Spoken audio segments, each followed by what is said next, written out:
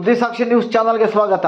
ಚಿಕ್ಕಬಳ್ಳಾಪುರ ನಗರದ ಶ್ರೀ ಆಂಜನೇಯ ಸ್ವಾಮಿ ದೇವಸ್ಥಾನದಲ್ಲಿ ಜೆಡಿಎಸ್ ಪಕ್ಷದ ಕಾರ್ಯಕರ್ತರು ಕೇಂದ್ರ ಸಚಿವ ಎಚ್.ಡಿ. ಕುಮಾರಸ್ವಾಮಿ ಅವರ 65ನೇ ಜನ್ಮದಿನದ ಅಂಗವಾಗಿ ವಿಶೇಷ ಪೂಜೆಯನ್ನು ಸಲ್ಲಿಸಿ ಶುಭ ಕೋರಿದರು.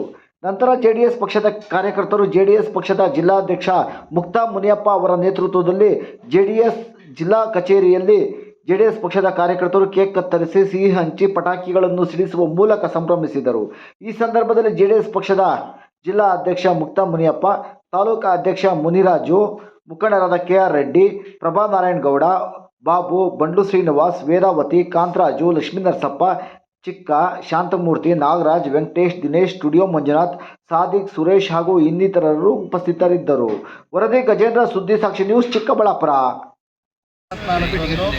ಇವತ್ತು ಬೆಳಗ್ಗೆ ಎಚ್.ಡಿ. ಕುಮಾರಸ್ವಾಮಿ ಅವರಿಗೆ ನಮ್ಮ ಶ್ರೀ ಆಂಜನೇಯ ಸ್ವಾಮಿ ದೇವಸ್ಥಾನದಲ್ಲಿ ಪೂಜೆ ಮಾಡುವ ಮುಖಾಂತರ ಪಾರ್ಟಿ ಆಫೀಸಲ್ಲಿ ಜಿಲ್ಲಾ ಜೆಡಿಎಸ್ ಜನತಾದಳದ ಕಚೇರಿಯಲ್ಲಿ ಎಲ್ಲ ಜೆಡಿಎಸ್ ಮುಖಂಡರು ಕಾರ್ಯಕರ್ತರು ಸೇರಿ ಇವತ್ತು 65ನೇ ವರ್ಷದ ಹುಟ್ಟುಹಬ್ಬ ಶುಭಾಶಯಗಳನ್ನು ಮಾಡಬೇಕು ಅಂತೇಳಿ ಕೇಕ್ ಕಟ್ ಮಾಡುವ ಮುಖಾಂತರ ಅವರಿಗೆ ಶುಭವನ್ನು ಕೋರ್ತಾ ಇದ್ದೀವಿ.